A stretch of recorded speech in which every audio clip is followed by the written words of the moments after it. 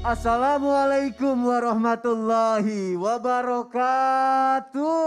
Waalaikumsalam warahmatullahi wabarakatuh. Jamaah oh jamaah. Alhamdulillah. Alhamdulillahirabbil alamin. Allahumma sholli ala sayyidina Muhammad wa ala ali sayyidina Muhammad. Alhamdulillah jamaah, kita ketemu lagi di Islam itu indah. Dan alhamdulillah seperti biasa pagi hari ini saya sudah bersama guru-guru kita yang Masya Allah sangat kita cintai, jamaah yang ada di rumah. Dan kita akan siap untuk belajar pagi hari ini. Dan sebelumnya jamaah yang ada di rumah, mungkin ya pagi hari ini atau kemarin-kemarin ada nih yang lagi ngerasain, kok rezeki kayaknya lagi sulit banget gitu ya. Coba nih, hari ini kita cek dulu dari hal terdekat kita. Dan biasanya dari terdekat kita itu apa? Cek dari rumah kita dulu. Jangan-jangan nih ada aja nih rezeki nih, beberapa yang menghalangi rezeki untuk masuk ke dalam rumah kita. Rezeki kayaknya mental aja gitu. Kira-kira apa aja? Penting banget kita belajar pagi hari ini biar insya Allah rezeki kita melimpah nantinya. Amin ya rabbal alamin. Tema kita pagi hari ini jamaah adalah ini dia, penghalang rezeki dalam rumah. Kira-kira apa aja kita belajar pagi hari ini. Tapi sebelumnya ada tayangan yang mau aku kasih lihat. Viral nih, rumah batu di Wonogiri. Ini dia tayangannya, silakan. Nah, seperti yang Anda lihat saat ini di belakang, ini adalah rumah beliau.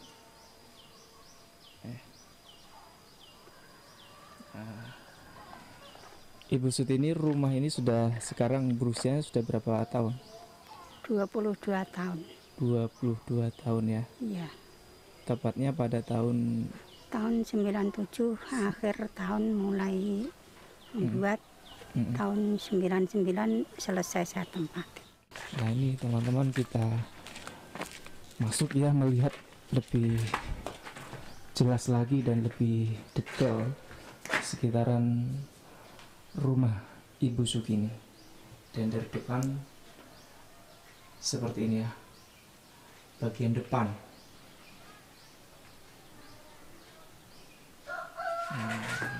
Oke, kita masuk. Assalamualaikum warahmatullahi wabarakatuh. Nah, seperti ini teman-teman rumahnya.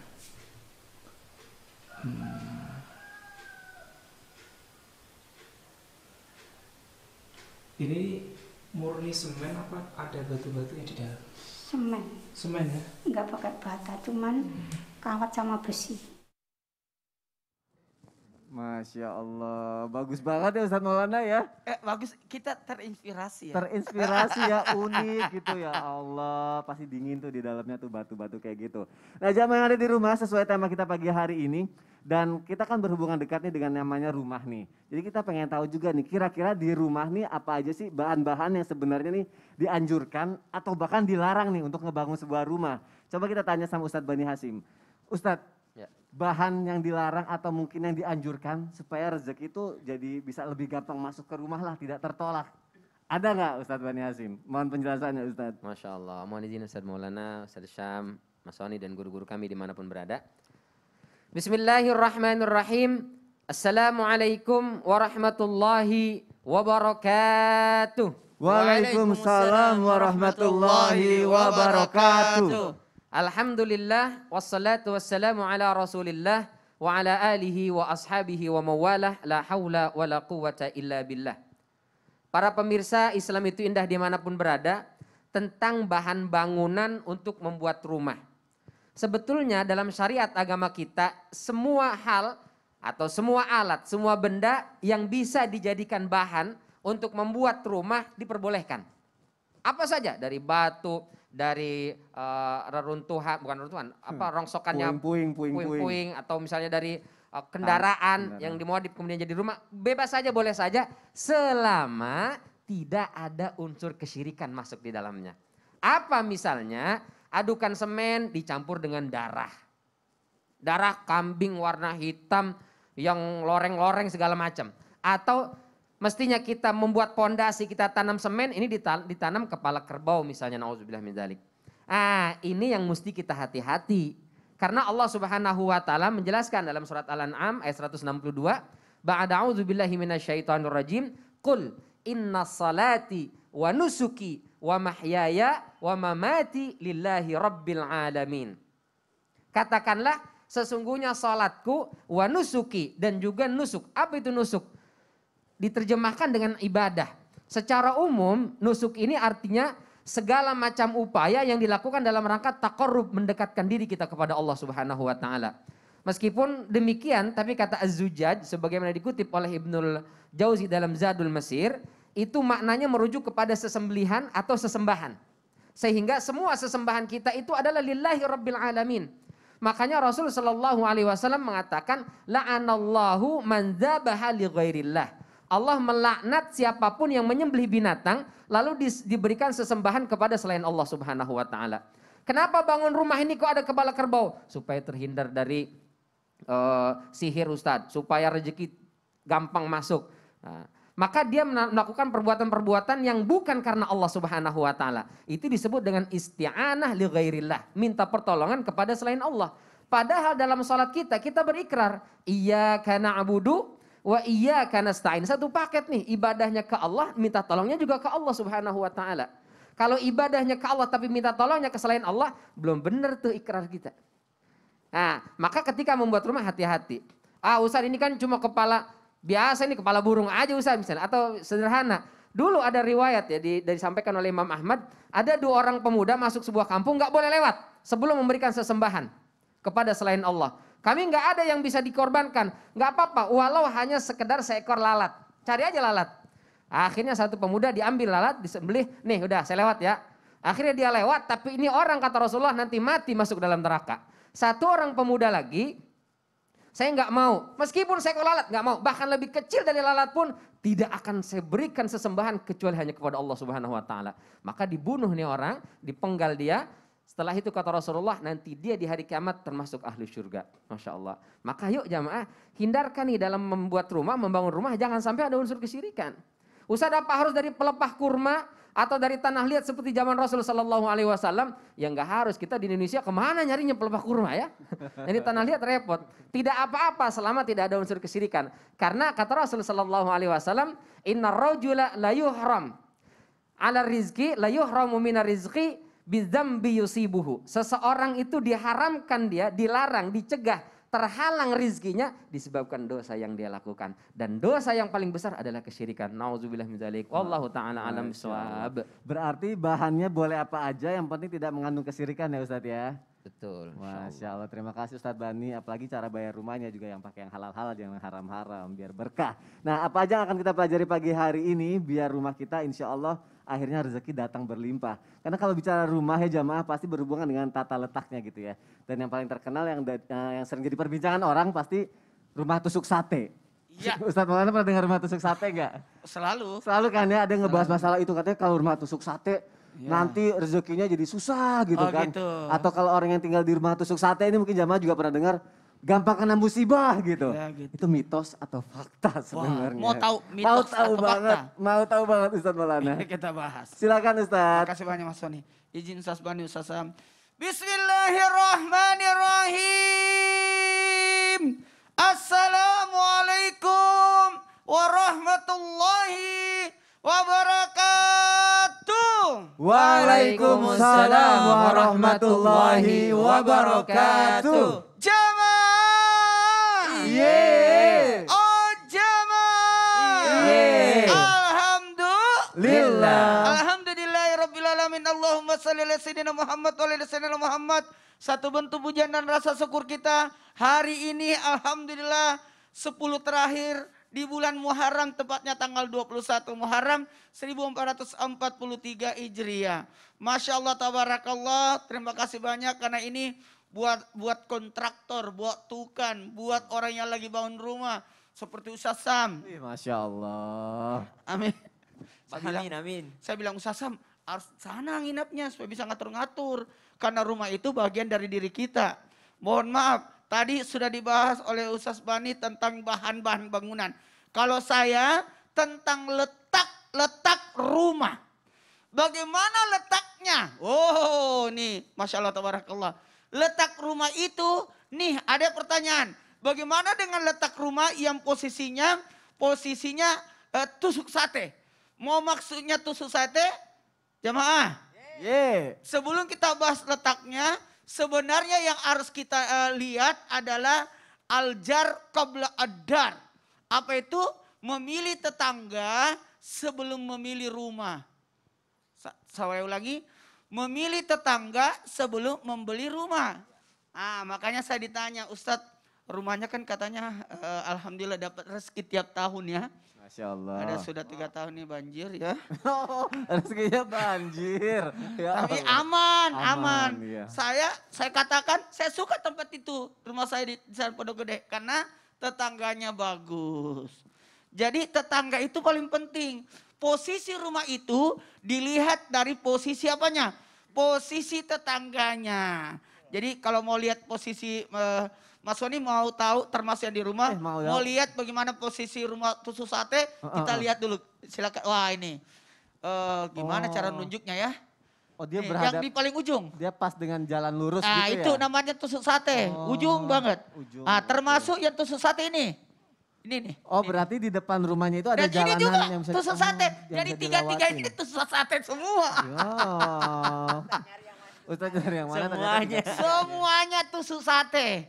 Ini namanya tusuk sate langsung. Tapi kalau mau lihat rumah yang paling aman ini, yang paling pojok. Kenapa? Dia memang tusuk sate, tapi arah pintunya tidak langsung mengenai jalan. Oh berarti maksudnya tusuk sate itu Masih pintunya aman. langsung mengarah Yang ke jalan. parah itu yang ini dan yang ini. Oke. Karena dia langsung, posisinya langsung menghadap ke rumahnya. Oke, Nah baik. itu, jadi kalau menyikapi tentang tusuk sate, kembali lagi Ustaz Bani.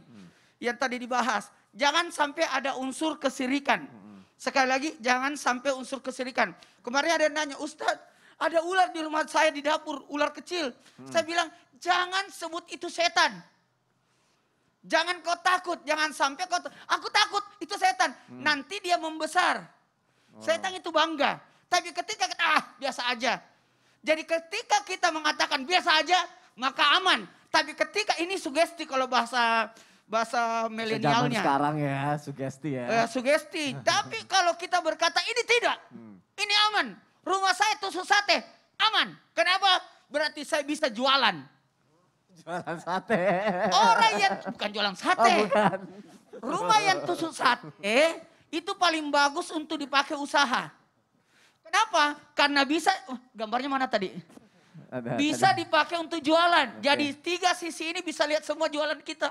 Oh iya. Jadi seperti itu sebenarnya rumah yang tusuk sate, kalau memang tusuk sate rumahnya, usahain pintunya yang dipindahin. Oh baik. Rumahnya susah untuk dipindahin kalau sudah di situ.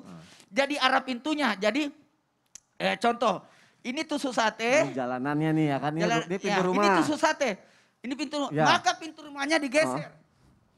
Oh langsung dibalik biar nggak Dibalik, langsung tusuk jadi sate. arahnya jadi dibangun aja. Jadi misalkan ada dinding, Iya. jadi tidak langsung. Karena tusuk sate itu, mohon izin, Ya. jangan sampai kalau dalam Islam, ada posisi rumah yang diajarkan oleh Sayyidina Umar bin Khattab, diusahain jangan sampai orang luar langsung lihat isi dalam rumah kita. Oh tujuannya seperti itu ya. Ya, Ustaz ya? contoh rumahnya Mas Soni, saya pernah ke rumahnya. Iya. Itu jangan langsung tapi harus ada dinding penyengat. Oh kasih sekat dulu Pesekat, ya. penyengat, Oh, baik. pesekat, Penyengat lebah dong. Penyengat, Penyengat. lebah. Ada sekatnya. sekat. Baik masya Ada Allah. sekat jadi tidak bisa langsung kelihatan dalam rumah. Ke dalam rumah. Berarti mungkin kalau yang sedang ada rumahnya sekarang tusuk sate mungkin Dikasih sekat, kasih sekat dan sekat di depannya. ya Jadi dia masuk agak miring jadi pintunya ke sini. dan juga tidak terlalu boleh dilebih-lebihkan juga Iya, mengenai itu semua jangan seperti yang tadi Ustaz berlebihan, Maulana udahlah. bilang ya.